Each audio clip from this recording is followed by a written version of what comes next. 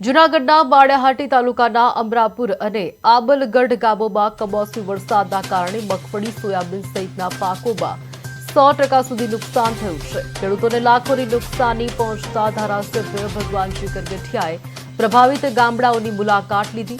તેમણે ખેડૂતો સાથે બેઠક કરી હાલની પરિસ્થિતિની સમીક્ષા કરી છે અને આવનારા દિવસોમાં વહેલી રાહત અને સહાય પહોંચાડવા આશ્વાસન આપ્યું છે।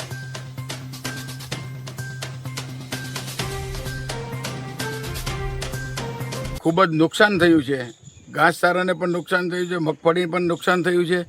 એટલે સરકારમાં આની રજૂઆત કરી, ગઈકાલે જ મેં રજૂઆત કરી છે, પરંતુ તાત્કાલિક ખેડૂતોને સહાય મળે, જે કંઈ નુકસાન ગયું છે એને તાત્કાલિક વળતર મળે, ઘાસચારાનું વળતર મળે એવી આજે હું રજૂઆત કરીને સરકારને, મુખ્યમંત્રીને અને કૃષિ મંત્રીને જાણ કરવાનું છું કે વહેલામાં વહેલી તકે આ લોકોને સહાય મળે। રોજીરોટી માટેથી અને ક્યાંય બહાર જવું પડે તો આ માલઢોરનું શું થાય? એટલે સંપૂર્ણ નાશ થઈ ગયું છે।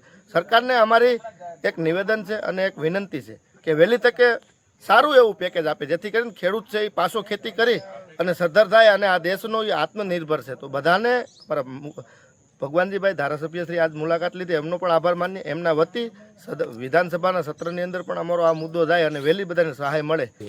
અને 4 દિવસ એક ધારો રાત દિવસ વરસાદ ચાલુ છે, ખેતરમાં અંદર જઈ અગાય એવી કોઈ પરિસ્થિતિ નથી, એટલે આવું મોટું નુકસાન થયું। સરકાર પાસે કેવી માંગ?